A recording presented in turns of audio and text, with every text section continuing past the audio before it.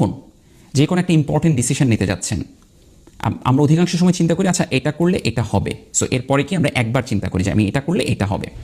But আপনি যদি আসলেই কোনো ব্যাপার নিয়ে ডিপলি থিঙ্ক করতে চান, আপনি যদি লজিক্যালি মাল্টিপল লেয়ারে থিঙ্ক করতে চান, আমরা অধিকাংশ সময় ফার্স্ট অর্ডারে থিঙ্ক করি যে এটা হলে এটা হবে, ডান, অধিকাংশ সময় সেভাবেই ডিসিশন নেন।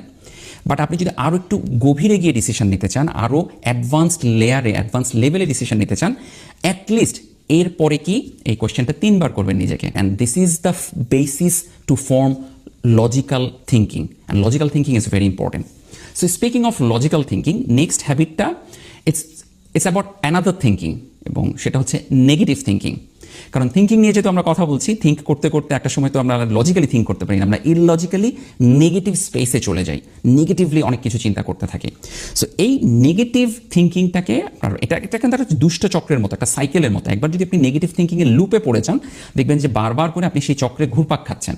ব্রেক করার সহজ উপায় কি? ওই যে টাইনি হ্যাবিট, যেটার মাধ্যমে আপনি চেঞ্জ করতে পারেন।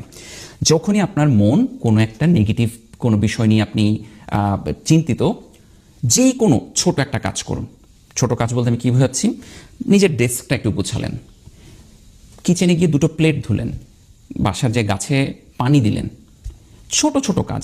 আলমারিতে 2টা কাপড় গুছালেন, যেটা একদম রিলেটেড না। আপনি যেটা নিয়ে ভাবছেন, আপনি হয়তো ক্যারিয়ার নিয়ে ভাবছেন, পড়াশোনা নিয়ে ভাবছেন, সেটার সাথে একদমই রিলেটেড না, বাট অন্য কোনো কাজ হলেও জাস্ট ওই কাজটা করুন। এবং যখনই আপনার মাইন্ড ওই কাজটাতে চলে যাবে, তখনই কিন্তু ওই যে নেগেটিভ যে থিঙ্কিংয়ের যে সাইকেলটা, সেই সাইকেলটা ব্রেক হয়। So this tiny habit is very powerful. আচ্ছা, নেক্সট যেটা, সেটা হচ্ছে it's about a pen or pencil and something to write. হ্যাঁ, একটা নোটবুক হতে পারে। সেটা হচ্ছে রাইট এভরিথিং ডাউন। আমরা ভাবি যে অনেক কিছু আমাদের মাথায় রাখার চেষ্টা করি, যে আজকে আমাকে ওইখানে বিল দিতে হবে, অমুকে একটা ফোন দিতে হবে, অমুক থেকে ওই জিনিসটা নিতে হবে, এবং আমরা ভাবি যে আমাদের ব্রেন সব কিছু মনে রাখবে। অনেকে ব্রেন মনে রাখতে পারে, বাট সেই জন্য ব্রেনের আবার মেমোরি খরচ হয়। কিন্তু ব্রেন তো আসলে চিন্তার জন্য দেয়া, ঠিক না? সো সবচেয়ে বেস্ট হচ্ছে আপনি যখন যা কিছু মনে পড়বে, নতুন কোনো আইডিয়া পেয়েছেন, নতুন কোনো কিছু আপনি ভাবছেন, আপনার কাছে মনে হচ্ছে এটা নিয়ে একটু চিন্তা করা দরকার, রাইট ইট ডাউন। সেটা আপনি ডিজিটালি যে কোনো অ্যাপ ব্যবহার করে হোক, অথবা যে কোনো ফিজিক্যাল নোটবুক ব্যবহার করে হোক, রাইট এভরিথিং ডাউন। এবং দেখবেন যখন আপনি এই প্র্যাকটিসটা করা শুরু করবেন, যে যেটা মনে আসছে লিখে রাখছেন, টুকে রাখছেন, এটা আপনার মেন্টাল স্পেসে, আপনার ব্রেনের স্পেসে অনেক র্যাম খালি করে দেবে।